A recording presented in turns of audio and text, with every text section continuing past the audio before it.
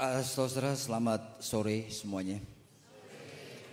Jadi saya atas nama pimpinan dari STTRI mengucapkan syukur kepada Tuhan untuk kegiatan yang sebetulnya tidak biasanya kami lakukan seperti ini, di mana kami membawa hampir semua mahasiswa untuk berkunjung ke satu kota dan mencoba untuk melakukan suatu jenis pelayanan yang diharapkan bisa menjadi berkat bagi gereja-gereja di kota tersebut.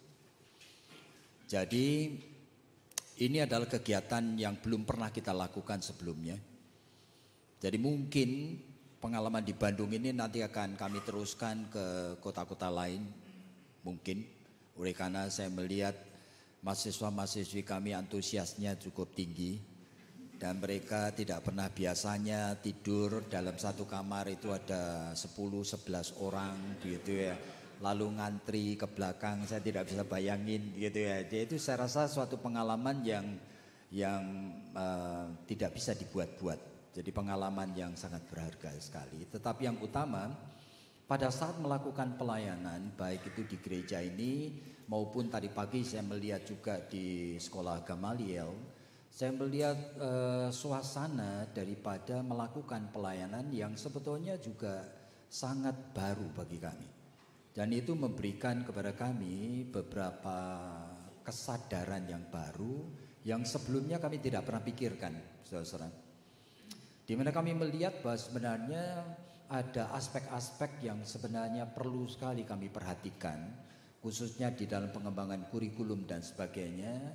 Dan kami melihat bahwa ada hal-hal tertentu yang masih perlu diintegrasikan dan lebih baik gitu. Jadi saya melihat cuma spiritnya menyenangkan sekali dan saya ingin berlama-lama tadi bersama dengan mereka di sana. Ya cuma ya waktu selalu terbagi untuk hal-hal yang lain. Jadi saudara, sekali lagi pada malam hari ini saya mengucap syukur kepada Tuhan dan berterima kasih untuk Bapak Ibu hamba-hamba Tuhan di gereja GKIM yang sudah saya kenal lama sekali, ya kan. Jadi saya sudah familiar sekali dengan gereja ini sejak saya masih mengajar di Saat beberapa puluh tahun yang lalu. Sehingga wajah-wajah daripada majelis-majelis angkatan yang lama itu sangat familiar sekali saya, ya kan. Jadi ini angkatan yang generasi berikutnya yang dulu ketika saya mulai melayani di Saat itu masih anak-anak sekolah minggu barangkali di sini. Dan sekarang betul-betul menjadi majelis-majelis gereja ya. Jadi Bapak Ibu kami berterima kasih oleh karena kesempatan sambil kami melakukan pelayanan yang tidak biasanya ini. Saya diminta untuk membawakan satu ceramah dengan tema peran Penatua dan Diaken dalam gereja Reform. Jadi saudara, mari kita lihat satu bagian Alkitab ya. Saudara, pada saat kita berbicara mengenai peran Penatua dan Diaken, ya sudah pasti saudara itu ingat akan surat-surat Rasul Paulus ya. Saya hanya ingin membaca dari 1 Timotius pasalnya yang ketiga saudara, oleh karena di sana sudah sekaligus baik penitua maupun diakonos itu disebutkan saudara. Jadi ada di dalam 1 Timotius pasalnya yang ketiga saudara. Jadi supaya saudara mengerti betapa pentingnya peran daripada penatua dan diaken itu. Sehingga kalau kita melihat akan prasyarat yang Paulus itu berikan, dan ini dituliskan kepada Timotius, kemudian dituliskan lagi kepada Titus. Yang Timotius pada saat itu sedang melakukan pelayanan di jemaat di Efesus, saudara, satu jemaat yang pernah menjadi jemaat yang terbaik. Sehingga di dalam Wahyu 2 saudara membaca bahwa jemaat ini dipuji langsung oleh kepala gereja yaitu Tuhan Yesus Kristus sendiri. Tetapi jemaat itu kemudian declining, saudara, ada gejala-gejala yang menyedihkan terjadi dalam jemaat itu. Sehingga di dalam suratnya kepada Timotius ini Paulus itu secara khusus mengingatkan mengenai jangan sembarang untuk mengangkat akan penatua dan diakon.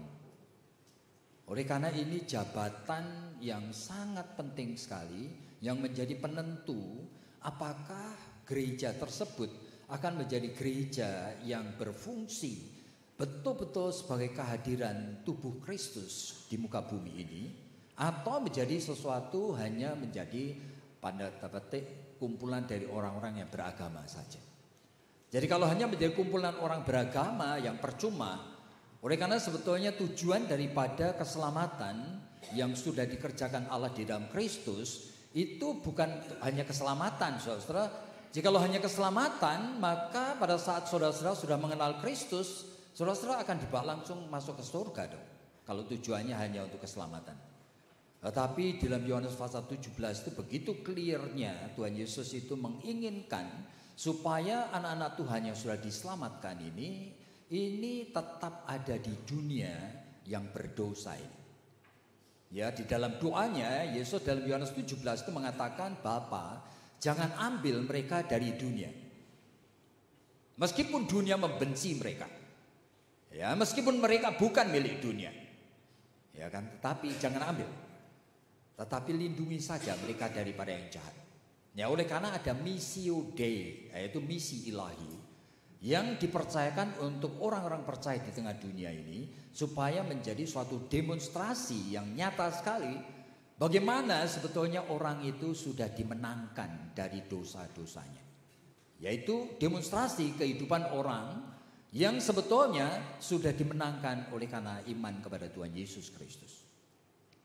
Jadi berarti apalagi sebagai majelis, ya, sebagai pinitua, sebagai diakonos, wah itu jabatan yang seharusnya menjadi model, contoh bagaimana jemaat melihat, ya kan, apakah kehidupan mereka masih terjerat di dalam dosa-dosa, masih menikmati akan dosa-dosa, atau kehidupan mereka adalah demonstrasi dari orang-orang yang sudah dilahir barukan, bukan hanya dalam roh tadi, tetapi melalui kemenangan-kemenangan iman mereka.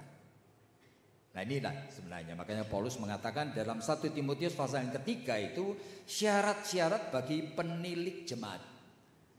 Ya, benarlah perkataan ini, orang yang menghendaki jabatan penilik jemaat itu menginginkan pekerjaan yang indah.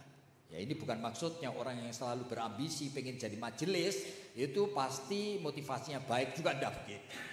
Tetapi saudara, Paulus selalu mulai dengan suatu prasangka asumsi yang positif. Jadi orang yang terbeban bisa dipakai Tuhan untuk menjadi tua-tua atau diakonos, waduh, itu kerinduan adalah gift of God, itu grace of God, itu anugerah Allah. Jika Roh Kudus tidak menggerakkan mereka, mereka tidak akan bisa. Nah ini Paulus mengatakan alangkah indahnya. Ya, sama nanti kepada jemaat Roma, Paulus juga mengatakan alangkah indahnya mereka itu yang mempunyai kaki itu yang memberitakan Injil. Ya, selalu dikait-kaitkan dengan how beautiful it is. Ayat yang kedua, karena itu penilik jemaat, jadi oleh karena orang yang punya motivasi betul meresponi panggilan Allah, ya, karena itu penilik jemaat haruslah seorang yang tidak bercacat. Itu artinya jangan sampai dia menjadi batu sandungan, suami dari satu istri. Dan tentu bukan hanya maksudnya setiap orang yang punya suami satu istri dengan sendirinya itu berlayak, bukan itu. Tetapi kesetiaan, suatu model bagaimana dia menjadi suami yang mencintai hanya satu orang, dan menjadi istri kalau menjadi diaken-diaken adalah istri yang mencintai suaminya satu orang saja dan bukan orang-orang lain. Ya. Lalu disebutkan di sana orang yang dapat menahan diri, berarti sangat mature, jiwanya itu sehat sehingga dia tahu mengontrol akan emosinya, tidak meledak-ledak, ya kan, emosinya, gitu ya. Lalu sopan, suka memberi tumpangan, itu artinya saat itu sebenarnya kalau kita memperhatikan itu tanda daripada oleh karena saat itu masih belum ada hotel, belum ada apa, ya kan. Saya kalau khotbah di sini ya bukan di entah Majestic atau di depan situ, ya kan. Oleh karena ini praktis. Tapi zaman itu sedikit sekali tidak ada hotel, saudara. Sehingga kalau sampai orang itu mengorbankan privasinya punya istri, punya anak, di rumah itu keadaannya seperti apa, tetapi tetap menyediakan ruangan bagi orang-orang lain. Nah, itu indah sekali ya. Berarti itu sikap self-sacrificial, mau rela mengorbankan diri, saudara. Jadi bukan seorang yang cakap mengajar. Ya, ini nanti kita bicarakan, saudara. Oleh karena tidak semua penetua itu bisa mengajar. Dan bukan peminum, ya, bukan seorang yang addicted baik dengan minuman keras atau penjudian atau addiction yang lain dengan narkoba dan sebagainya. Jangan sampai seperti itu. Dan bukan pemarah melainkan seorang peramah. Dan pendamai bukan hamba uang. Meskipun boleh cari uang, boleh menjadi kaya. Oleh karena contohnya itu orang yang malas itu juga menjadi suatu batu sandungan, saudara. Sehingga orang-orang yang berhasil di dalam pekerjaannya itu biasanya rajin. Tetapi saudara, orang tersebut harus waspada. Oleh karena kalaupun Tuhan mempercayakan kepadanya menjadi steward, artinya menjadi penata layan harta yang Tuhan itu percayakan. Kadang-kadang triliunan, saudara, tetap hatinya jangan melekat ke sana. Oleh karena tahu itu hanya titipan dari Tuhan saja. Jadi bukan berarti yang hanya jadi penetua itu orang yang miskin-miskin. Saya rasa tidak. Banyak orang kaya yang baik sekali. Seorang kepala keluarga yang baik, disegani dan dihormati oleh anak-anaknya. Nah, jikalau seorang itu tidak tahu mengepalai akan keluarganya sendiri, bagaimanakah ia dapat mengurus jemaat Allah? Jadi saudara itu jangan sampai menjadi panetua dan diaken itu hanya datang rapat, lalu datang untuk ngitung uang, atau datang untuk barangkali itu membawakan kantong kolektor, ngumpulin pada saat itu. Waduh, itu kan bisa dilakukan pembantu rumah tangga, saudara. Jadi ini bukan itu. Jadi menjadi penetua dan diaken itu hamba Tuhan. Dia harus manusia rohani. Dia mencintai Tuhan. Dia mengenal Tuhan. Dan dia punya pergaulan pribadi dengan Tuhan. Dan memang hidupnya dia mempunyai value system. Yaitu nilai dalam hidupnya yang tertinggi adalah melayani Tuhan. Nah, saudara tinggal tahu aja apakah kita itu seperti itu atau tidak. Jadi Paulus itu mengingatkan jangan sampai ini jatuh pimpinan dari jemaat kepada tangan orang-orang yang tidak mencintai Tuhan. Nah, nanti jemaat itu akan menjadi jemaat yang lumpuh dan jemaat yang impoten, yang tidak mempunyai peran di tengah dunia ini. Jangan seorang yang baru bertobat. Makanya jangan new Christian itu tidak bisa. Oleh karena new Christian itu biasanya baby rohani. Nah, baby tidak bisa membimbing orang lain. Saudara, baby itu masih dependent kepada belas kasihan dan pertolongan orang. Nah, dia harus menjadi mature Christian. Nah, itulah yang disebutkan di sana. Jadi hendaklah ia juga mempunyai nama baik di luar jemaat agar jangan ia digugat orang dan jatuh ke dalam jerat iblis. Berarti dia adalah pribadi yang seperti itu. Jadi mari kita mulai, kita pikirkan bersama-sama ini introduction dulu ya.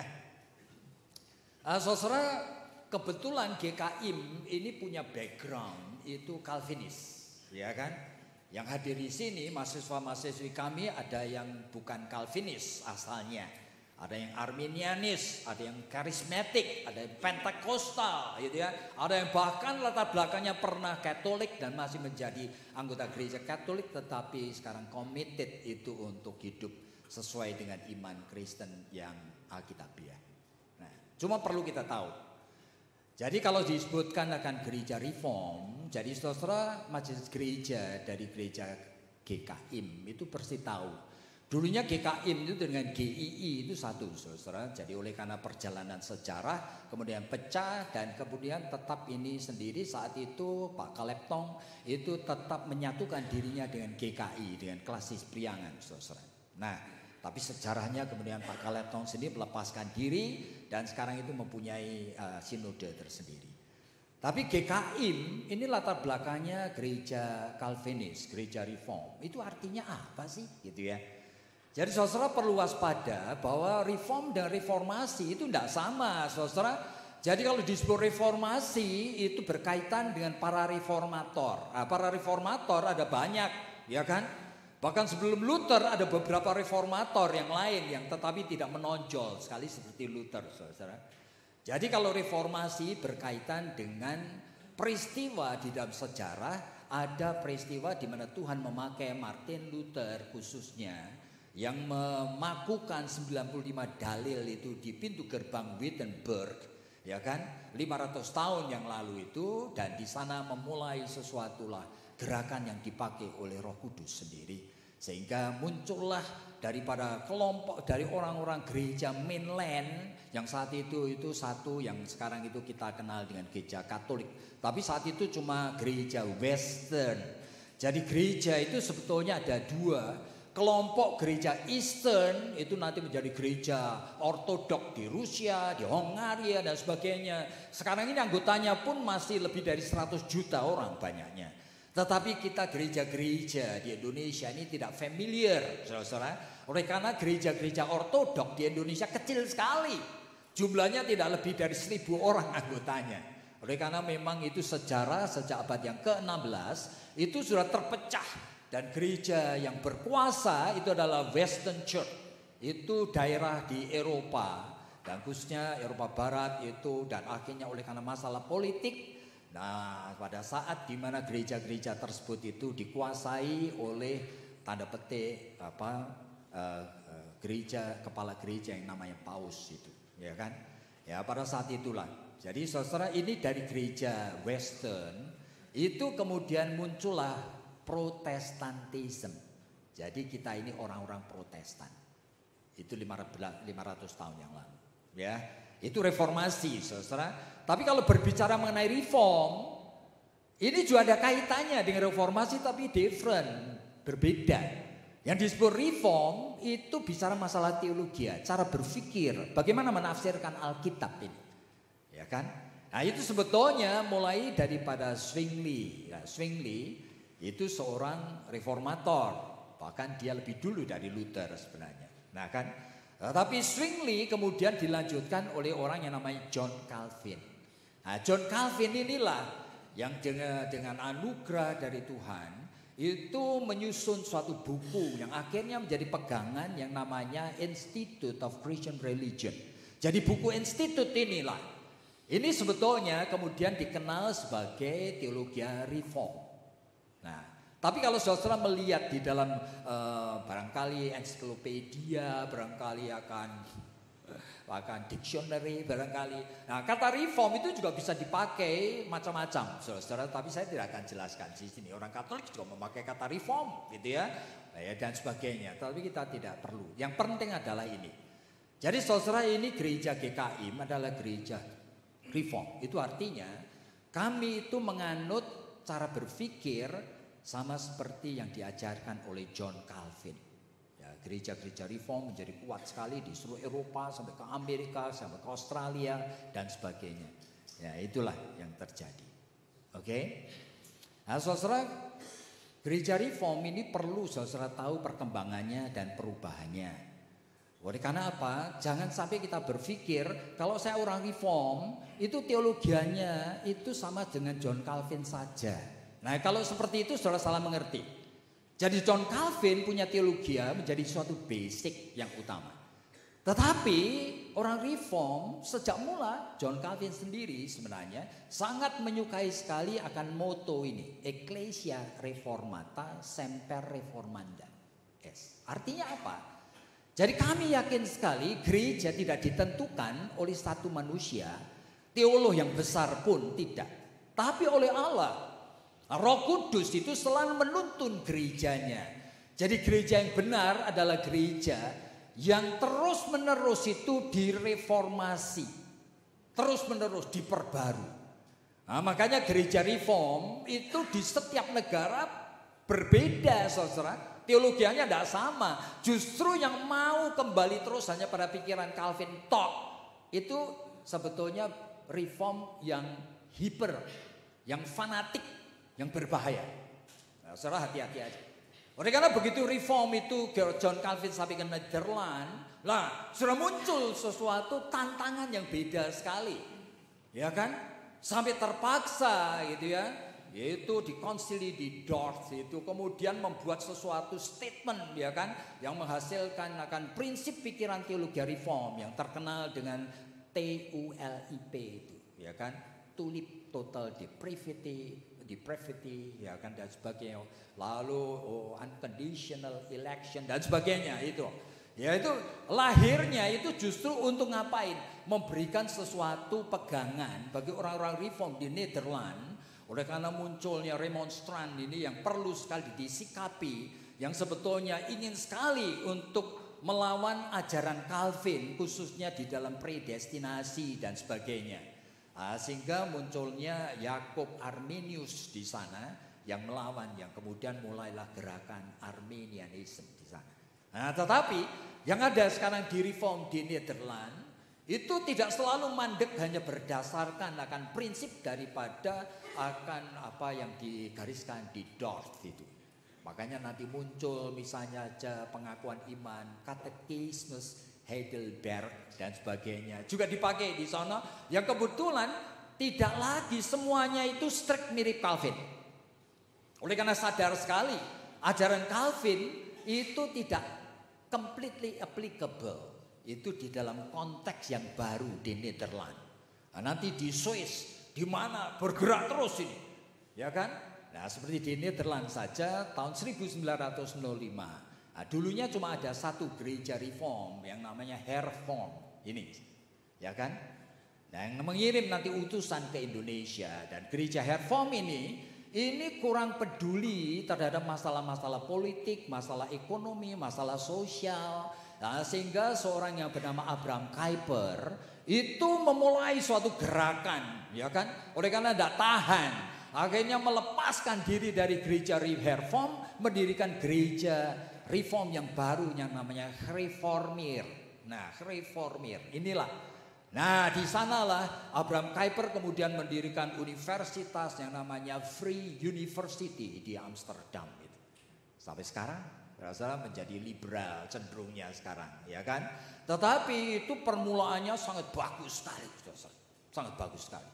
Jadi Abraham Kuyper itu orang reform. Nah, sehingga pada saat saudara pengen tahu siapa diri saudara sebagai penetua dan diaken, nah, saudara perlu dari gereja reform gitu ya. Saudara perlu tahu. Jadi pada saat Belanda itu datang ke Indonesia, ya kan, selama 350 tahun lebih itu menguasai Indonesia. Nah, ini bukan hanya masalah politik yang ingin mengeruk seluruh kekayaan daripada Nusantara ini, tetapi mereka juga mengizinkan, VOC itu mengizinkan akan dua gereja besar itu untuk mengutus sendingnya, yaitu Hervorm dan Reformir. Nah, tapi orang Belanda ini pintar, saudara, oleh karena mereka tidak mau kalau orang-orang Kristen ini bersatu. Sehingga ngapain? Ya, tergantung suku bangsanya. Nah, kalau kamu orang Jawa, ya gereja Kristen Jawi. Kalau kamu orang Jawa yang ada di daerah Surabaya, ya kamu harus ke gereja Kristen Jawi Wetan, gitu ya. Kalau kamu orang turunan Tionghoa, ya dulu belum ada GKI, dulu masih memakai gereja nama Tionghoa, dan dulu namanya Tionghoa Kitokowe zaman dulu. Nah, oleh karena apa? Ini sebetulnya latar belakangnya itu adalah misioneri dari China, bukan misioneri dari orang kulit putih, saudara. Yaitu yang pertama itu adalah John Sung yang terkenal, kemudian Andrew G yang mendirikan Akan Saat. Dan dulu Andrew G itu menetapnya di kota Bandung. Dan di sini mendirikan suatu sekolah teologi yang namanya MAAT, yaitu Madrasah Alkitab Asia Tenggara. Ya kan? Tetapi kemudian pindah ke Malang. Dan saya pernah mengajar di sana 8 tahun, saudara. Jadi ini termasuk Pak Andrew segala itu dulu adalah produk dari Saat. Nah, kenapa begini? Nah, saya cerita supaya saudara tahu. Jadi pada saat kemudian John Sung dan Andrew G mengabarkan Injil ke seluruh Indonesia dan Asia Tenggara, ini suatu gelombang api Roh Kudus yang dahsyat sekali. Saudara, saya kalau diceritain oleh papa saya, opa saya itu kaget-kaget. Oleh karena apa? Kalau itu John Sung khotbah di Semarang, khotbah di Jogja, khotbah di Magelang, toko seluruh pecinan tutup, saudara. Nah, mereka mau datang. Sehingga ada begitu banyak orang yang rambutnya masih kunciran, masih pakai tungswa, yang kadang-kadang ibunya itu masih kakinya kecil sekali, saudara, karena ditekuk, dipakai teklek kecil, datang ke gereja. Nah, tetapi gereja yang ada itu gereja yang bersaudara, itu adalah orang Tionghoa yang turunan made in Indonesia, seperti saya ini made in Indonesia. Yang tidak bisa bahasa Tionghoa, saudara. Yang papa saya pendidikannya juga Belanda. Nah, mereka itu lalu ngapain begitu? Nah, mereka sudah diberikan oleh orang-orang Belanda gereja tersendiri dengan pendetanya Belanda. Tapi sekarang datang encek-encek dan encim-encim ini yang tidak tahu bahasa Belanda dan bahasa Indonesia pun juga bingung-bingung, saudara. Nah, mereka hasil daripada pekabaran Injil dari misioneri-misioneri dari China tadi yang sebetulnya bukan orang Reform. Ini orang Armenian. Jadi orang-orang Wesleyan. Makanya saat didirikan itu spiritnya Wesleyan. Makanya Stephen Tong, Caleb Tong dan sebagainya gitu ya. Ini membawa warisan sebagai generasi ketiga dan keempat itu mahasiswa dari saat. Itu yang sebetulnya tidak menyadari bahwa pola sistem bergerejanya itu bukan reform, episkopalian, Wesleyan.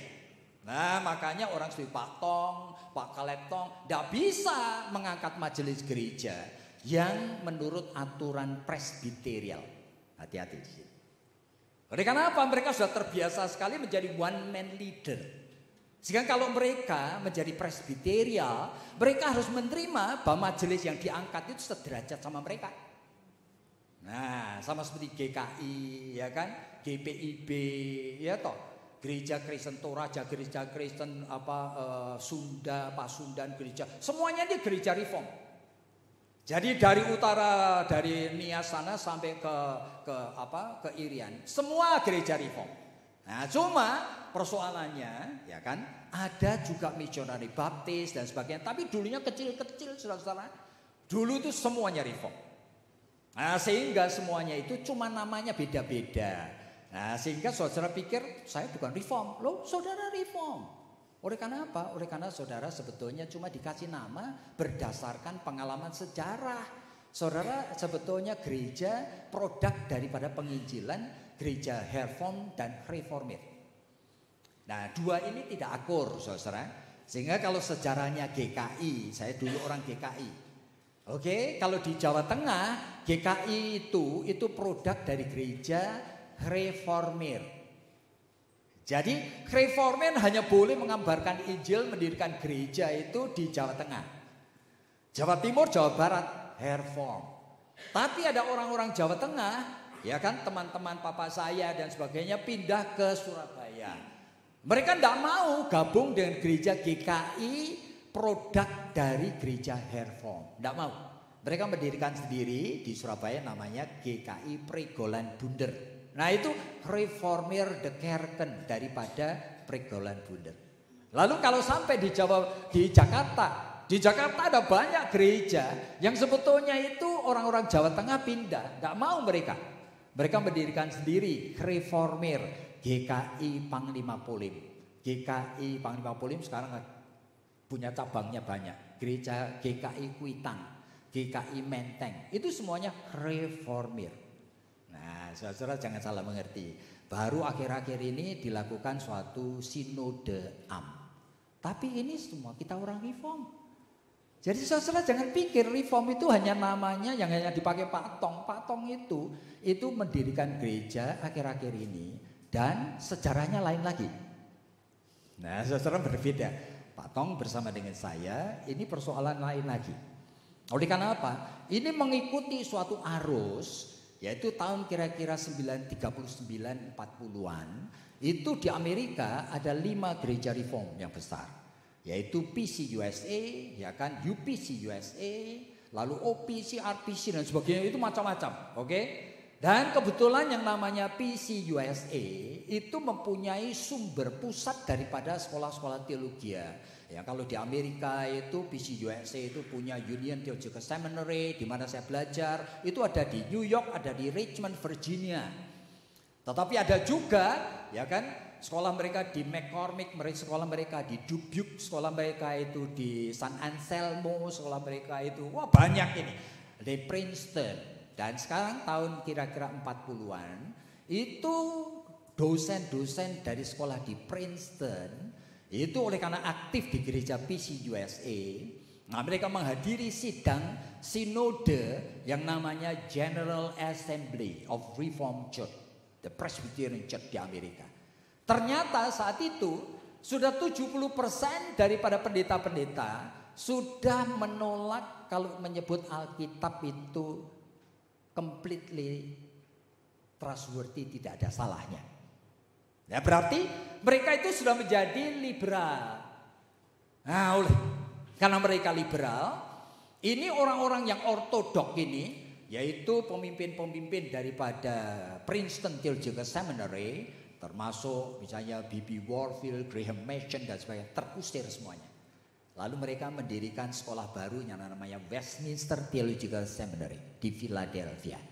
Nah, itu permulaan dari gerakan reform yang injili. Jadi reform yang injili itu kita-kita ini. Nah, kenapa menjadi kita-kita ini? Oleh karena produk dari saat itu meskipun ajarannya itu dulunya Armenian, tapi makin lama dosa-dosanya itu dikirimnya ke sekolah reform.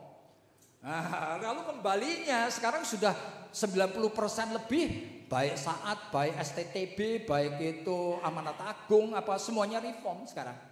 Ya, dulunya sebetulnya yang kuat itu adalah Armenian. Nah, sekarang menjadi reform. Nah, saya sebutkan kita itu supaya saudara tahu, ya kan?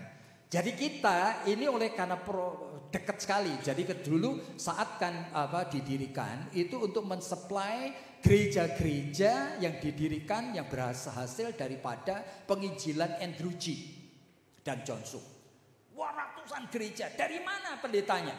Nah, terpaksa Andrew G mendirikan Saat atau Ma'at untuk mensuplai ke seluruh Southeast Asia semua hamba-hamba Tuhan yang dibutuhkan di gereja-gereja hasil produk dari penginjilan Andrew G tersebut. Nah, inilah. Nah, kita-kita ini yaitu yang latar belakangnya Tionghoa. Nah, kita ini sudah sangat familiar sekali dengan kesetiaan terhadap apa? Alkitab, saudara.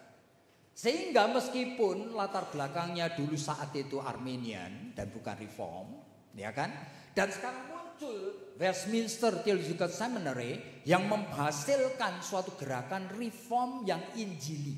Reform yang injili itu artinya reform yang mempercayai Alkitab ini 100% tidak ada salahnya. Nah, saudara jangan salah mengerti ya. Injil itu bukan artinya mengabarkan Injil, saudara. Yang utama Injil itu adalah evangelicalism. Nah, itu adalah istilah yang untuk menandai jadi orang-orang yang terusir dari Princeton mendirikan Westminster Theological Seminary, memulai gerakan supaya apa? Seluruh gereja reform ini jangan sampai kehilangan iman terhadap Alkitab. Nah, kita-kita ini. Nah, sehingga gereja-gereja yang tadinya Armenian nebeng masuk semua. Nah, tetapi kita-kita ini termasuk gereja GKIM, gereja GII, gereja macam-macam ini sebetulnya reform sempalan. Kenapa sempalan? Yang besar sekali itu di seluruh dunia itu menjadi anggota dari zaman dulu dari World Alliance of Reformed Churches, WERC. Nah, itulah yang menjadi anggota dari WCC di Jenewa. Tetapi reformnya dari Westminster ini sebetulnya tidak mau menjadi anggota. Nah, inilah. Mereka mendirikan sendiri National Evangelical Association. Jadi association daripada evangelicalism yang ada di Amerika. Menjadi anggota dari itu. Nah, sehingga kita itu kelompok yang sebetulnya dibandingkan dengan reform yang besar seluruh dunia, kita ini sempalan. Kita bukan yang besar itu. Sehingga pada saat itu seluruh yang besar seluruh dunia ini itu memilih siapa sih tokoh reform di Asia yang patut mendapatkan hadiah. Abraham Kuyper Award. Pak Tong namanya dikenal aja enggak? Kenal aja enggak mereka? Mereka memberikannya kepada Eka Dharma Putra. Jadi saudara mengerti ini ya. Jadi seperti STT Jakarta, Duta Wacana, itu semuanya itu sebetulnya latar belakangnya adalah reform. Tetapi reform yang besar ini kebanyakan menolak kalau memakai istilah yang dipakai Injili. Yaitu apa? Alkitab ini inerrant and infallible. Alkitab itu tidak ada salahnya. Baik secara detail maupun di dalam ajarannya. Jadi saudara tahu sekarang? Jadi Kain Tong bagian dari sejarah seperti ini. Jadi kalau saudara mau pikir seperti ini, kita harus tahu. Nah, gereja-gereja seluruh dunia itu dibagi supaya saudara tahu akan apa identitas saudara, tergantung dari church government.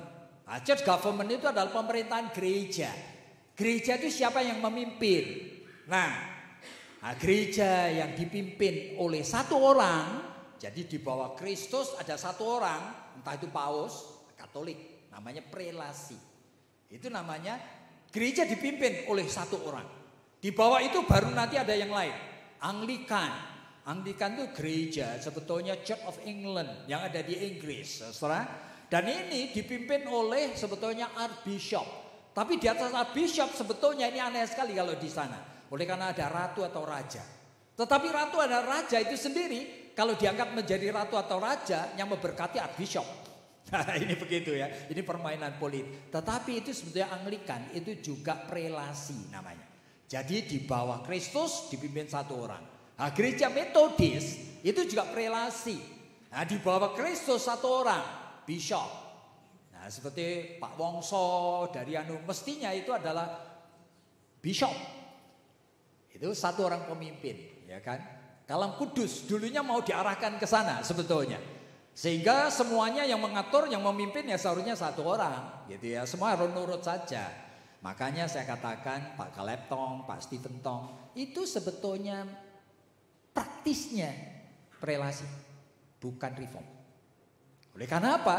Sebetulnya memimpin satu orang. Jadi majelis cuma dipakai sama dia untuk mendukung akan peran untuk apa rencana-rencananya, pikirannya dia. Nah, tidak sederajat dengan dirinya. Sebetulnya kalau presbiterial itu reform. Nah, kalau presbiterial itu selalu di dalam setiap gereja Tuhan itu menyediakan banyak tua-tua. Namanya plurality of elders. Dan setiap tua-tua adalah pendeta. Nah, saudara hati-hati ini. Tua-tua itu terdiri dari dua peran. Tua-tua yang mengajar, tua-tua yang memimpin. Yang mengajar namanya teaching elders. Yang memimpin namanya ruling elders. Nah, saudara, anehnya saya kalau perhatikan seperti ini sekarang gereja-gereja karismatik, dan gereja Pentekostal, dan gereja sidang jemaat Allah, ini justru sekarang ini menjadi reform, saudara, terbalik-balik. Misalnya aja gerejanya Esra itu papahnya tuh Pak Samuel, ketua sinode Isa Al-Masih. Nah, di sana itu sebetulnya gereja latar belakangnya itu Pentekostal. Dan mestinya pemerintahan gerejanya itu congregational. Nah, congregational itu artinya pemerintahan gereja dipimpin bukan oleh pendeta, tapi oleh siapa? Oleh individu-individu di sana. Tidak usah mereka itu sekolah, tidak usah mereka itu dipersiapkan apa. Kalau mereka diurapi Roh Kudus, mereka jadi pemimpin begitu. Tapi perjalanan sejarah luar biasa. Sehingga kalau saya perhatikan, gereja reform seperti GKI dan sebagainya bahkan tidak melakukan praktek membiarkan prinsip presbiterial itu dijalankan. Tapi gereja seperti tadi saya sebutkan, gereja Isa Al-Masih. Nah, dijalankan. Misalnya aja di Surabaya, gereja Isa Al-Masih di Jalan Arjuno, di jalan apa itu. Saya kenal beberapa tokoh gerejanya yang sudah berpuluh tahun itu kemudian menjadi majelis gereja, belajar teologi, macam-macam, sekarang bisa memimpin PA, bisa khotbah. Dan meskipun termnya sudah habis jadi majelis, mereka itu sebenarnya tidak menjadi majelis, tapi kata tua-tua tidak pernah hilang. Jadi dia masih berkhotbah, masih memimpin, masih dimintain nasihat. Ya kan, masih kalau ada masalah dalam gereja, mereka diundang. Mereka apa? Bagi mereka, tua-tua itu seumur hidup. Nah, itu sesuai dengan Alkitab. Itu adalah ajaran reform. Tua-tua itu seumur hidup.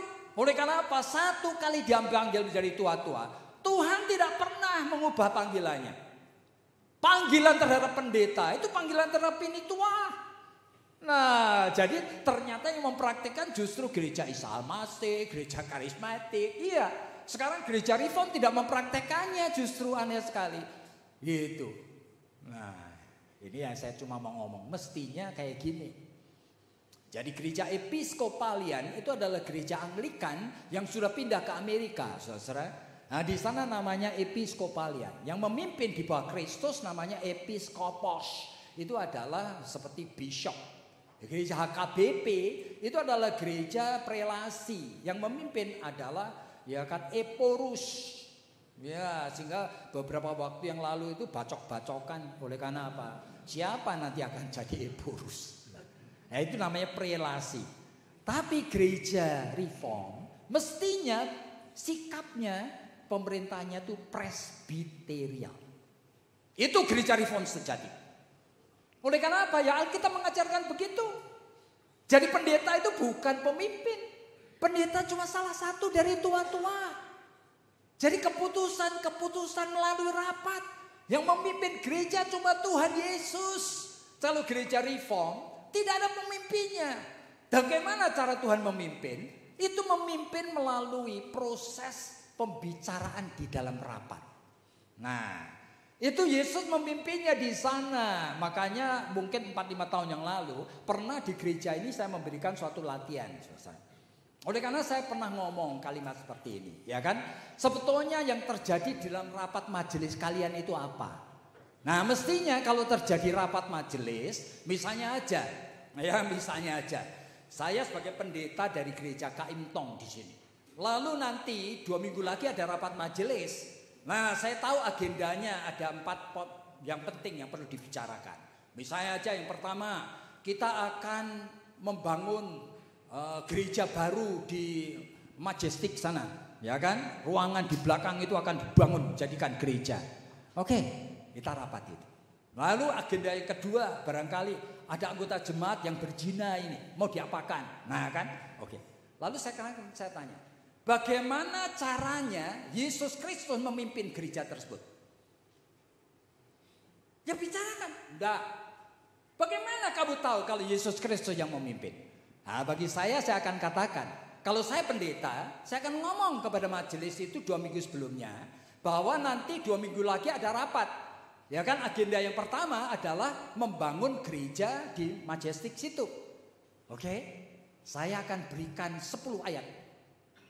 Kamu kalau mau ikut rapat, mesti baca ayat.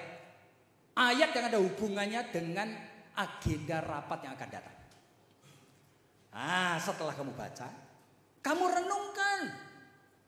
Apakah bisa membangun gereja dengan minta bantuan pabrik rokok, pabrik bir? Mau terima enggak? Kalau sampai orang-orang seperti itu mau nyumbang. Ya atau enggak? Kenapa? Ya kenapa tidak? Ya mesti gumulkan. Nah, kamu harus tahu dulu prinsip Alkitab itu apa dengan ngumpulin dana. Boleh enggak? Saya ngumpulin dana dengan pasar. Jual lemper harganya 100.000. Boleh enggak? Boleh enggak? Dasarnya apa? Dasarnya firman Tuhan. Nah, yuk kalau mau ikut rapat, mesti baca Alkitab dulu. Renungkan dulu. Nanti dalam rapat terjadi perdebatan, percakapan sekitar keyakinan imanmu. Saya yakin sekali ini, Tuhan maunya begini. Itu Yesus memimpin gereja caranya begitu. Jadi bukan seorang pendeta memimpin pokoknya harus ini, pokoknya kirim orang bikin baru di sana, cabang ini. Itu bukan gereja, saudara. Gereja bukan dipimpin manusia. Gereja tidak boleh dipimpin pendeta. Gereja harus dipimpin Yesus Kristus sendiri. Dan cara Yesus memimpin melalui rapat majelis. Tapi rapat majelis yang bergumul firman Tuhan. Bukan rapat majelis berdasarkan pengalaman. Bukan berdasarkan akan pendapat saya. Menurut pertimbangan saya. That's not church. Itu bukan gereja. Gereja harus dipimpin oleh Yesus Kristus. Nah saudara, di mana firman itu dihargai. Nah saudara bisa bayangkan. Kalau saya menjadi pendeta seperti itu. Nah saudara menjadi penitua. Selama 4 tahun saja. Kalau 2 minggu 1 kali rapat majelis atau sebulan sekali rapat majelis. Dengan 4-5 agenda. Saudara punya pengalaman nanti. Menyelesaikan masalah-masalah ini. Ratusan masalah berdasarkan ini. Saudara nanti menjadi majelis 4 tahun aja. Sudah lihai sekali. Benar. Makanya saya ketika diordain di PCA. Beberapa puluh tahun yang lalu. Semua ujian peremptoar yang menguji saya itu tidak ada pendetanya. Semuanya majelis. Oleh karena apa? Mereka suka baca Alkitab. Mereka ngerti sekali isi Alkitab. Mereka membaca buku-buku teologi. Mereka langsung nanya sama saya. Sehingga saya pertama kali fail. Pendetanya cuma duduk di belakang. Ini gereja mestinya kayak gitu. Gereja bukan dipimpin manusia. Meskipun manusia pinter. Ya kan? Bisa khotbah bagus. Tidak boleh.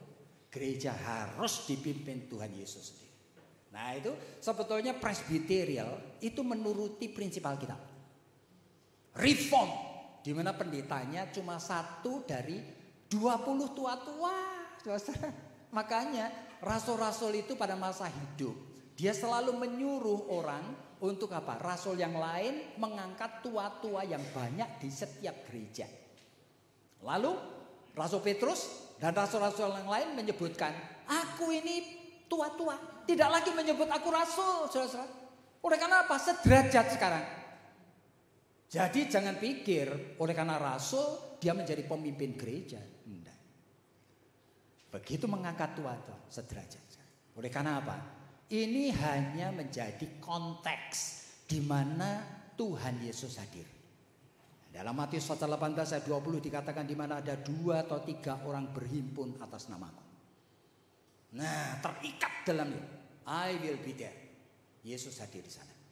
Memimpin gerejanya. Jadi saudara kita harus bersyukur. Oleh karena gereja GKI ini gereja reform. Dan church government-nya itu adalah presbyterial. Presbyterial cuma nama. Jadi kalau gereja reform gitu ya. Di Nederland namanya Gereformeerd Hervormd. Di Indonesia namanya GKI, GPIB, apa macam-macam ya kan. Di Amerika, di Australia namanya presbyterial. Nah saudara ini cuma nama tok. Tapi semuanya reform. Begitu. Jadi saudara itu bedanya ada di sana. Dan saudara kalau disebut penetua dan diaken, waduh sampai jam berapa ini saya bicara ya? 7 lebih 20. Nanti kalau kira-kira jam berapa? Terserah. Pokoknya kalau saya sudah capek saya berhenti. Itu aja sudah. Jadi saudara kita harus tahu penetua dan diaken itu tidak sama. Gitu ya. Jadi kalau kita mau perhatikan, diakonos itu diangkat untuk menjadi pembantu penetua. Pada saat itu mereka mengatakan ini ada janda-janda, yatim piatu gitu ya, tidak ada yang menolong gitu ya.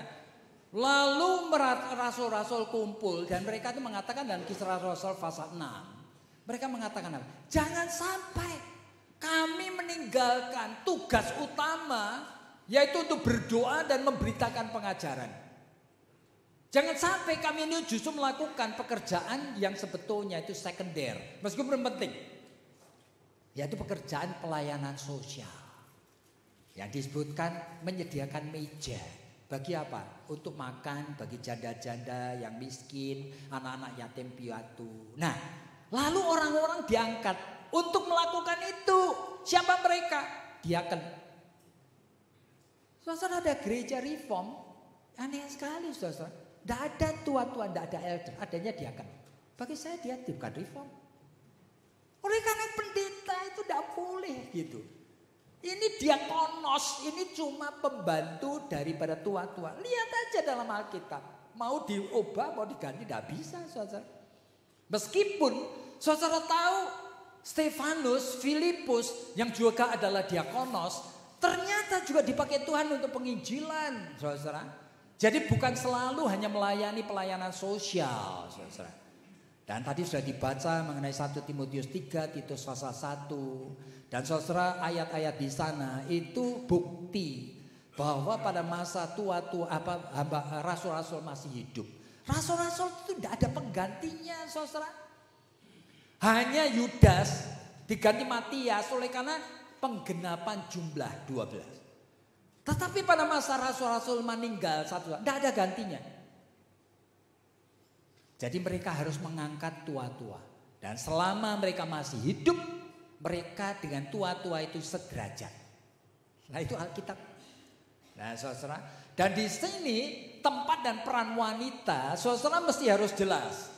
Oleh karena apa? Oleh karena sebetulnya sekarang ada pendeta perempuan, sekarang ada penetua perempuan. Boleh enggak? Boleh enggak? Boleh enggak? Boleh enggak? Wah, jawabannya sebetulnya tidak boleh. Ada ya? Oleh karena apa? Oleh karena Tuhan itu sudah menetapkan sesuai dengan ordernya. Sehingga Rasul Paulus mengatakan dalam 1 Timotius pasal 2, wanita tidak boleh memimpin, tidak boleh mengajar di gereja. Tidak boleh. Lalu di dalam 1 Korintus pasal 11 itu sudah ada urutannya. Di bawah Kristus ada laki, di bawah laki baru wanita. Lalu wanita tidak boleh memimpin.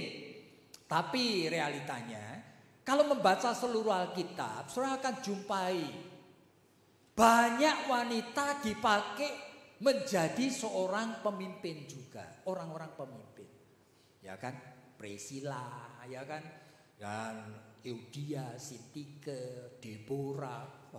Lalu kita mulai pikirkan, apa ini?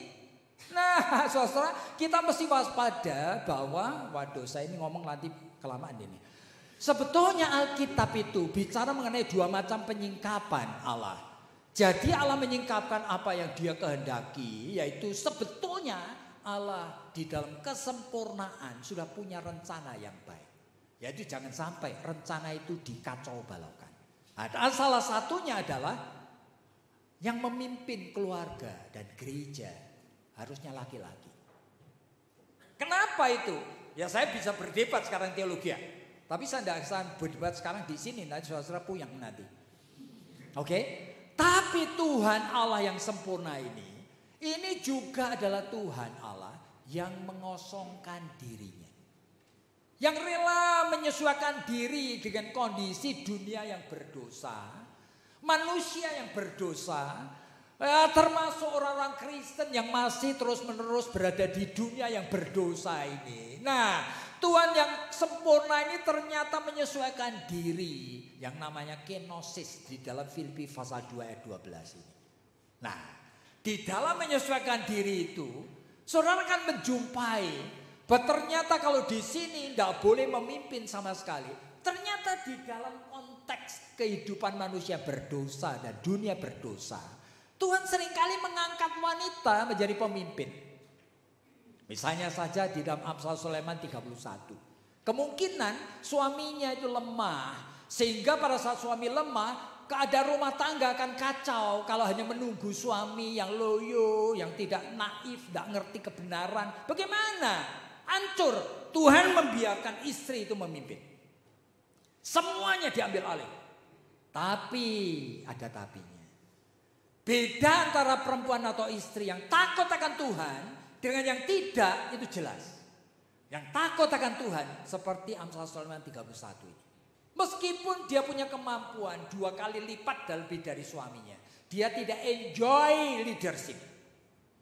Sehingga dia hanya membuka jalan melalui pelayanan dan pengorbanannya. Supaya apa? Supaya suaminya kepingin untuk bertanggung jawab. Sehingga suami yang tadinya loyo dan tidak bertanggung jawab, belajar dari istrinya yang luar biasa ini, sekarang belajar bertanggung jawab. Akhirnya di dalam Amsal Sulaiman 31, laki-laki yang menjadi suami ini sekarang duduk di pintu gerbang. Menjadi apa?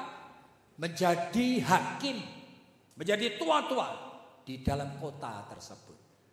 Dia menjadi orang yang berperan oleh karena istrinya takut akan Allah. Nah ini sehingga saudara, kalau orang tanya kepada saya, Pak Yakub setuju enggak wanita jadi penetua, wanita jadi pendeta, diorden. Saya mengatakan tidak setuju. Cuma, nah, di dalam kondisi hidup seperti ini, ternyata Tuhan mengizinkan. Cuma jangan sampai kalau dia punya kemampuan memimpin gereja seorang wanita, memimpin rumah tangga seorang wanita, dia harus sadar sebetulnya Tuhan tidak menghendaki itu.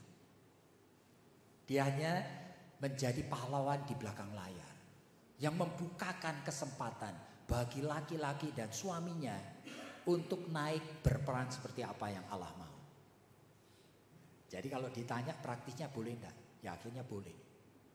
Sehingga saya mengatakan kepada teman-teman yang orang perempuan diminta khotbah kok enggak mau, saya mengatakan yuk baca Alkitab. Oleh karena di dalam Alkitab kehendak Tuhan wanita tidak memimpin, itu tidak mandek. Itu hanya ada di surga sono. Tetapi di dalam dunia ini you harus bertanggung jawab mengisi semua kesempatan kekosongan. Asal jiwamu itu ada jiwa yang takut akan Allah. Jadi jangan menjadi reform yang hiper. Yuk keliru nanti. Karena lihat realitanya. Saudara, realita dan tantangannya. Nah, saya bicara psikologi sekarang, ya kan? Oleh karena realitanya bahwa banyak sekali tua-tua dan diakon yang diangkat menjadi tua-tua dan diakon karena apa? Karena dibujuk-bujuk. Oleh karena apa? Kalau diumumkan siapa yang mau jadi tua-tua dan diakon, tidak ada yang mau. Lalu pendeta itu Pak Andrew siapa datang ke Roma sambil di jalannya diputar-putar dikit gitu ya. Wah, nanti akan ini itu dan gampang sekali jadi tua-tua itu. Jadi apa? Sehingga saudara berani. Ayah saya itu ketika pertama kali diminta jadi tua-tua, dia pikir tua-tua kerjaannya cuma gitu-gitu. Ternyata begitu kecemplung dia kaget. Ternyata saya harus menginjili ke gerabak, ke belabak, kemana-kemana, harus mimpin kebaktian. Waduh, kaget dia. Saya nggak pernah belajar teologi ya.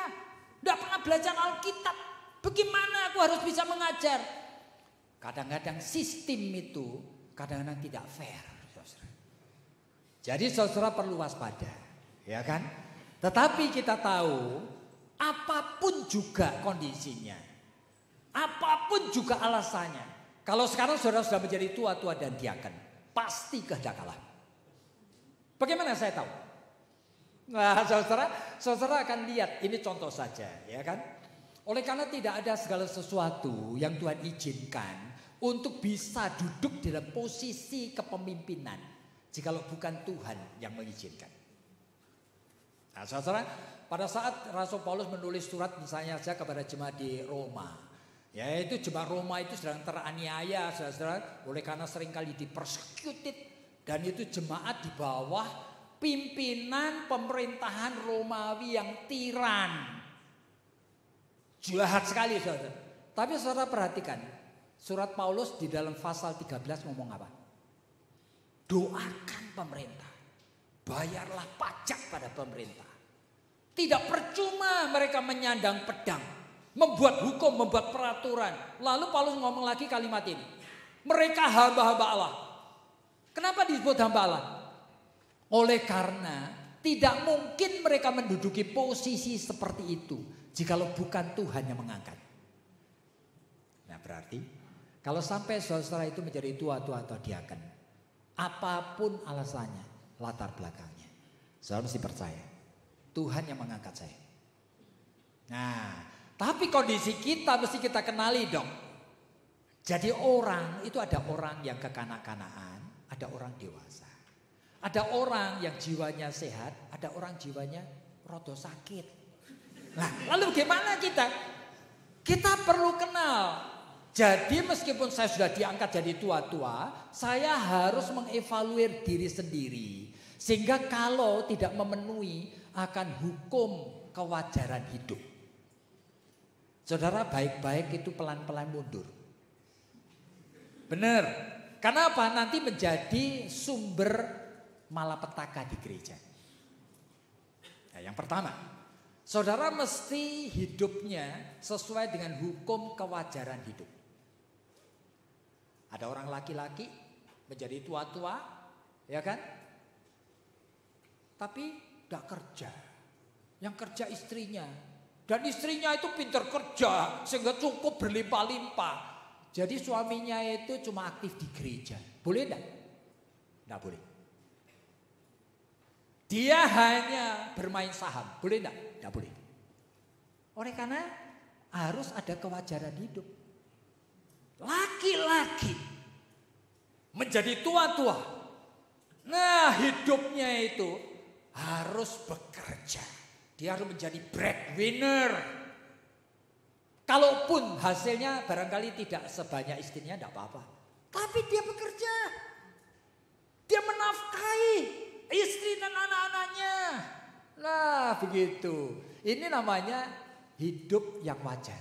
You kalau hidupnya tidak wajar, you mesti berani untuk memperbaikinya. Iya. Ada diaken wanita, ya kan? Dia punya anak 5, 5-5-nya itu ada babysitternya semuanya. Nah, dia aktif di gereja. Tapi tidak pernah merawat bayinya. Tidak pernah dia gendong-gendong secara khusus itu malam bangun, ganti popok, memberikan air minum. Tidak boleh jadi diaken. Meskipun dia pintar sekali di gereja. Tidak boleh jadi diaken. Oleh karena apa? Tadi kan diingatkan dalam 1 Timotius itu. Jangan menjadi batu sandungan. Saudara bisa membayangkan? Ini ada orang yang merasa cinta Tuhan, aktif sekali di gereja. Hidupnya tidak wajar. Tidak boleh. Yang kedua, dia harus hidup sesuai dengan hukum hati nurani. Jadi hati nuraninya hidup. Bayangin aja ada seorang tua-tua kaya sekali. Dia mobilnya aja, wah mobil yang barangkali satunya 4M itu saya tahu. Dia punya rumah di Singapura, punya rumah di mana. Dia orang kaya. Tapi adik dari istrinya miskin. Anaknya adik istrinya lulus SMA, mau kuliah, uang pangkal tidak bisa bayar. Dia diam aja. Dia liang simnya tidak kerja. Tidak boleh jadi tua-tua. Yuk ngerti maksud saya? Masa yuk punya kelimpahan? Ini orang paling dekat sama saya ini loh. Adik istriku. Lulus SMA, mau bayar uang pangkal aja tidak bisa. Kamu pura-pura merem matanya. Liang simmu tidak kerja. Tidak boleh jadi tua-tua. Saudara sederhana ya. Jadi saudara mesti tahu diri dong. Saya punya seorang teman itu baik. Dia kerja di daerah dekat HI sana, di suatu bank. Dia kalau pulang selalu bersama temannya naik mobil. Dan ini pada musim hujan seperti ini. Wah, Jakarta itu kadang-kadang macet-cet itu saudara. Dia berdua hujan deras itu naik mobil berdua. Tiba-tiba temannya itu ngapain? Buka jendela. Lalu ngomong sama tukang bakpao. Bakpao 10. Kaget dia. Lu beli bakpao banyak gitu untuk apa? Dari tadi aku liatin tukang bakpao ini. Jam 9 itu masih kebek. Kasihan dia. Jadi aku beli 10. Nanti tak bagi ke satpam atau sahabat. Ini orang baik. Hati nuraninya hidup. Nah, saudara, jadi saudara bisa bedakan ya. Hati saudara hidup, hati nuraninya hidup, atau hati nurani atau liang sim saudara tidak hidup. Saudara tahu. Jadi orang jadi penyetua. Dia orang yang lembut hatinya. Dia melihat orang sengsara. Ya kan? Dia merasa. Dia membagikan akan harta bendanya. Ya. Yang ketiga, dia juga harus sesuai dengan hukum kedewasaan. Oleh karena menjadi penetua, menjadi diaken, tidak boleh jiwanya anak-anak. Waduh, hobinya mobil balap, ya situ. Lalu saudara, Kadang-kadang itu bisa 5 hari dalam seminggu. Itu kalau dicari di mana? Di lapangan golf. Ya cuma main-main tok. Hidup kok main-main itu ya apa? Harus ada kewajaran hidup. Harus dewasa. Berarti meskipun saya berlimpah-limpah, bisa tak tinggal-tinggal, saudara tetap harus. Kerja itu punya prinsip. Rata-rata 1 hari 8 jam. Nah, kalau saudara bukan orang dewasa, saudara cuma pikirannya adalah, aku tidak pernah kekurangan. Wow, saya seringkali panggil pegawai-pegawai daripada sekolah kami di di STTRI. Saya selalu jengkelnya ngomong apa? Ya kan? A, B itu tukang bersihin kan. You tahu aku gaji kamu berapa? Kamu lihat aku kerja 1 hari di sekolah ini. 1 hari 10 jam. You ngepel dari tadi pagi sampai apa? Habis itu tak cari, tidak pernah ketemu. Kamu kerjanya 1 hari cuma sejam. You merasa bersalah? Saya selalu. Orang kerja itu 8 jam. Orang kerja kok sejam.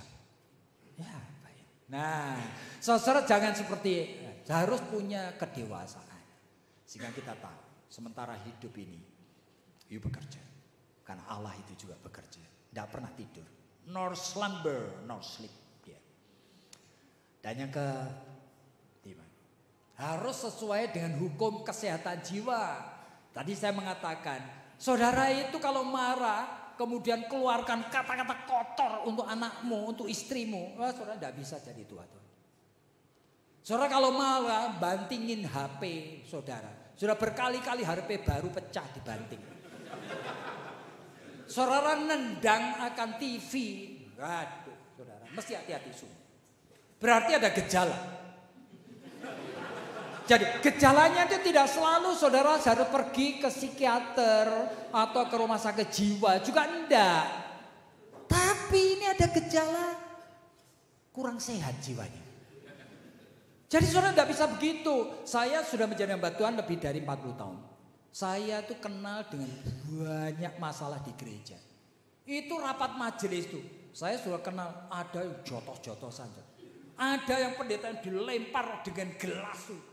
Waduh luar biasa. Ada yang pendeta dari mimbar itu majelis langsung naik ke sana nyeret ke bawah sudah dipanggilkan polisi. Luar biasa. Ini orang-orang kayak gini itu preman. Jadi dia bagaimana dia boleh menjadi seorang leader di rumah Tuhan? That's impossible. Jadi janganlah kita mengangkat orang-orang dengan kesehatan jiwa yang lemah. Yang terakhir itu harus sesuai dengan hukum Allah. Jadi saudara kita melihat waktu ini saya harus berhenti di sini. Nanti siapa ada pertanyaan, nanti kita akan lanjutkan lagi. Oke?